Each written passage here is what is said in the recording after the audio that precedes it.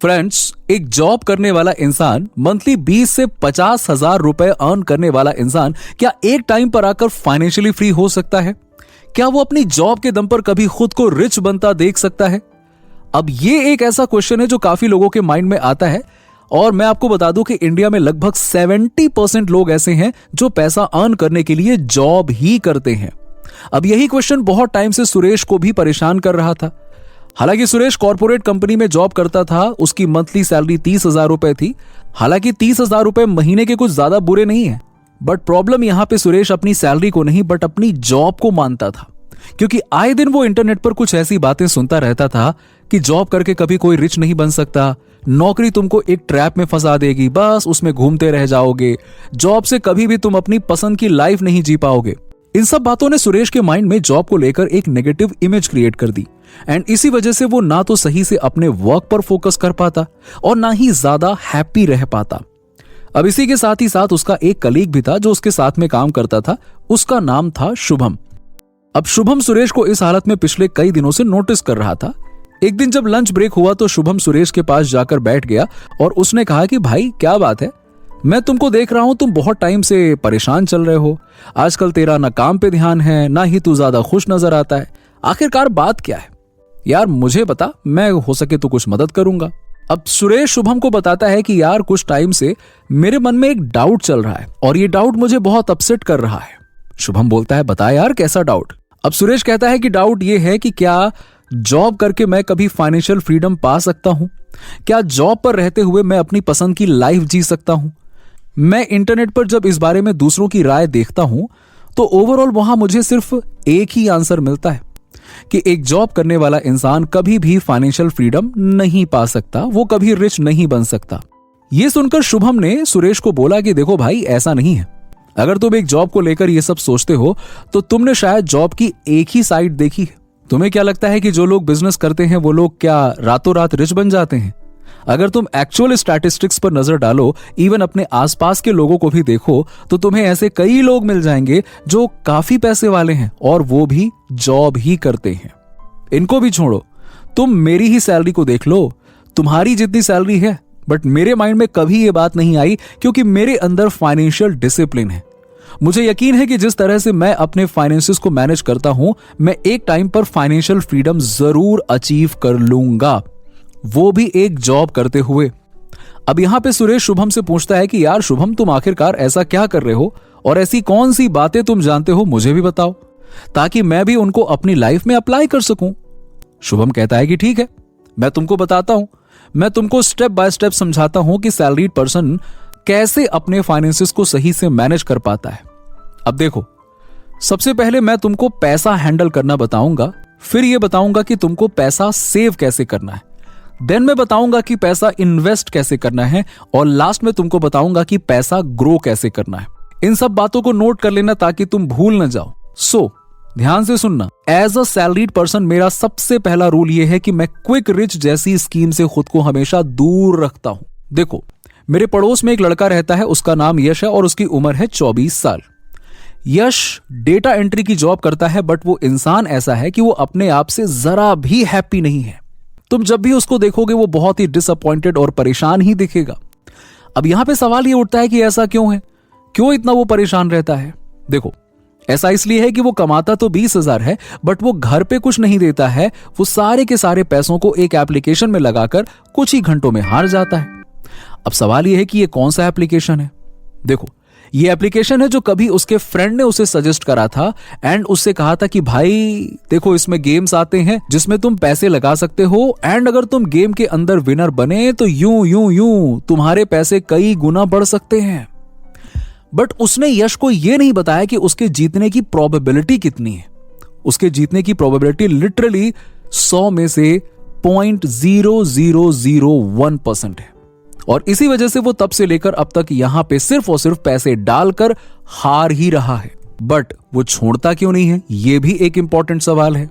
देखो, मैंने उसको कई बार समझाया, बट वो ये कहता है कि भाई मैं जीतने के लिए नहीं खेल रहा, अब तक जितने भी पैसे मैं यहां हारा हूं, एक बार वो पैसे रिकवर कर लूं, फिर कसम से मैं इसको कभी हाथ ही नहीं लगाऊंगा।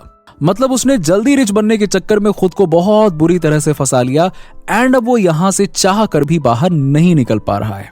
सुरेश, ये सब मैं तुमको इसलिए बता रहा हूं क्योंकि तुम भी जल्दी रिच होना चाहते हो एंड तुमको भी आगे की लाइफ में कई ऐसे लोग मिलेंगे जो जल्दी रिच बनने की अलग अलग स्कीम्स लेकर आएंगे, तुमको ड्रीम्स दिखाएंगे और इस चक्कर में हो सकता है कि यश की तरह तुम भी ऐसे ही किसी ट्रैप में फंस जाओ।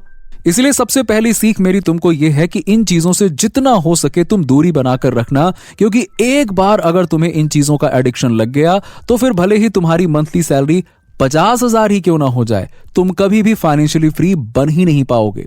Rule number 2 is not about your salary, it's about your financial surplus. अच्छा सुरेश, मैं तुमसे एक क्वेश्चन पूछता हूं। एक तरफ एक पर्सन है ए जो मंथली 50,000 रुपए अर्न करता है और एक तरफ है पर्सन बी जो कि मंथली के 80,000 रुपए कमाता है। तो तुम मुझे ये बताओ कि इन दोनों में ज्यादा जल्दी रिच कौन बनेगा? सुरेश ने कहा कि यार ये कैसा सवाल हुआ, इसका जवाब तो कोई बच्चा भी दे देगा। ऑफ कोर्स वो जल्दी रिच बनेगा जो कि 80,000 रुपए मंथली अर्न कर रहा है। सुरेश, ये गलत जवाब है दोस्त। तुमने इनकी सैलरी जानकर पहले ही जवाब दे दिया, बट इनका सैलरी सरप्लस क्या है वो तो तुमने जाना ही नहीं। देखो, सैलरी सरप्लस यानी कि तुमने जो कमाया है उसमें कितना खर्च किया और कितना बचाया। देखो मैं तुम्हें अच्छे से समझाता हूं। ए पर्सन जो है वो मंथली 50,000 रुपए कमाता है, बट उसके जितने भी जरूरी खर्चे हैं जैसे कि राशन पानी, बिजली का बिल, मेट्रो एंड बस का किराया, वो 20,000 रुपए के अंदर कवर हो जाता है। इसके अलावा उसका कोई भी एडिशनल खर्चा नहीं है, यानी कि एक महीने के अंदर वो अपनी सैलरी से पूरे के पूरे 30,000 रुपए सेव कर लेता है। वहीं दूसरी तरफ ये पर्सन बी है जो मंथली के 80,000 रुपए कमाता है, बट ये थोड़ा शौकिया इंसान है। ये नीड्स पर तो खर्चा करता ही है, बट इन्हीं पैसों से ये अपनी सारी इच्छाएं भी पूरी करता है, जैसे हर वीकेंड पर घूमने के लिए निकल जाना, पार्टीज करना, घर से ज्यादा बाहर का खाना खाना, कोई भी चीज पसंद आते ही फौरन परचेज कर लेना। एंड इन सब चीजों के चलते वो मंथ के एंड में आकर मुश्किल से 3,000 रुपए या 2-3,000 रुपए ही सेव कर पाता है। तो सुरेश, अब बताओ कि कौन जल्दी रिच बनेगा या लॉन्ग टर्म में किसके पास ज्यादा पैसा होगा?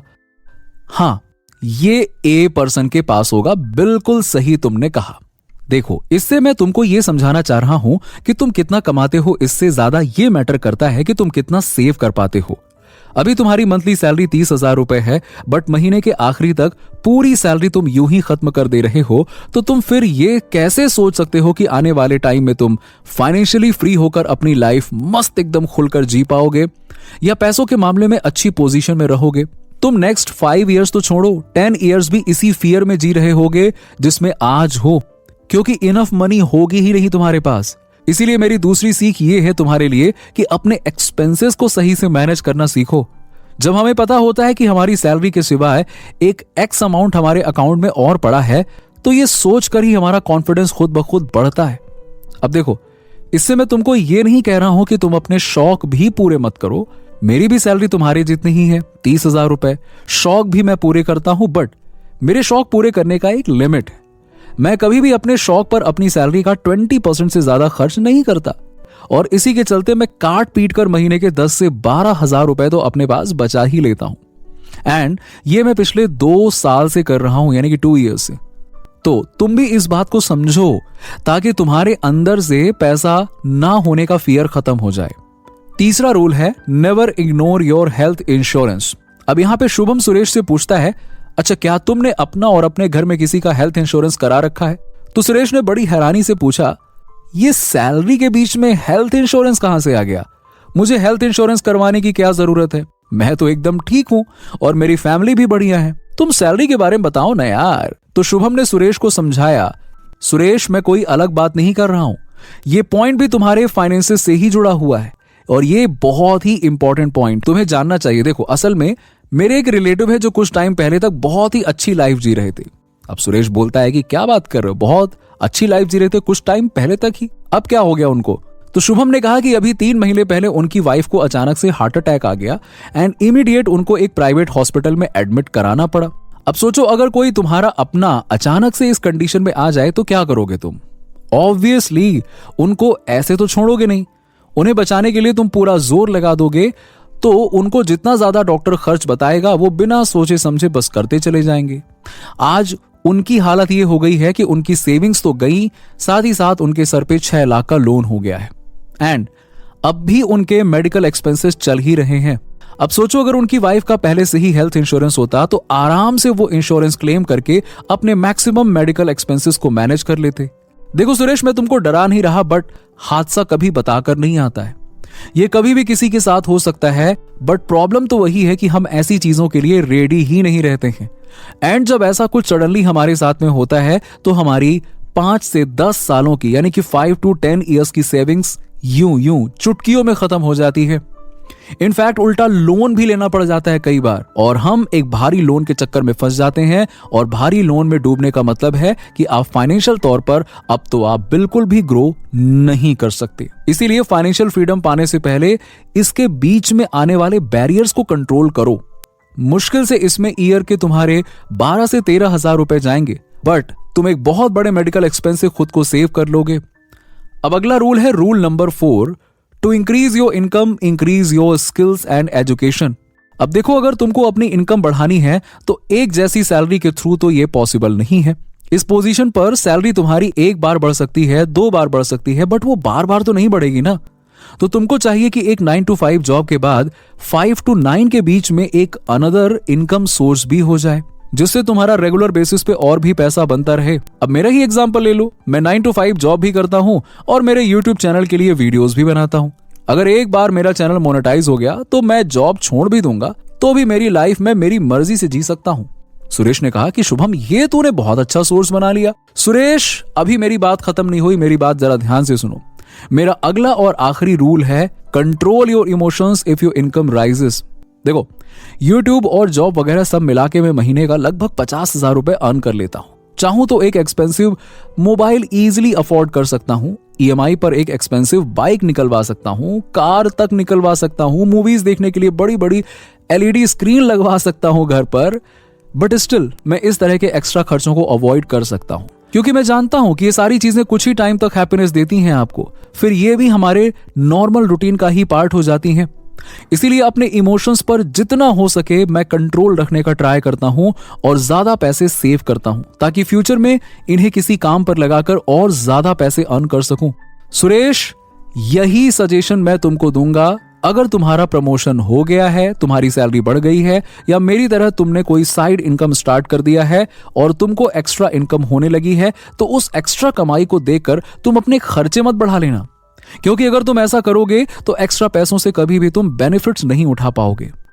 नाउ, ये सारी बातें सुनने के बाद सुरेश को यह रियलाइज हुआ कि वो कहां पर गलती कर रहा था। उसने खुद को प्रॉमिस किया कि वो भी अब इसी रास्ते पर चलेगा एंड अपनी इस जॉब पर रहते हुए वो फाइनेंशियली फ्री बनकर दिखाएगा। सो फ्रेंड्स, आई होप कि ये सारी बातें आपको भी अच्छे से समझ में आ गई होंगी और पता चल गया होगा कि कैसे अगर एक सिस्टमैटिक तरीके से चला जाए और पैसे अर्न करने के साथ साथ पैसे सेव करने पर भी फोकस किया जाए तो कोई भी इंसान जॉब पर रहते हुए भी रिच बन सकता है। ये वीडियो अगर पसंद आई हो तो इसको लाइक और शेयर जरूर कर देना और चैनल को सब्सक्राइब भी कर लेना। चलिए, मिलता हूं आपसे मैं नेक्स्ट वीडियो में, तब तक के लिए बाय बाय, टेक केयर।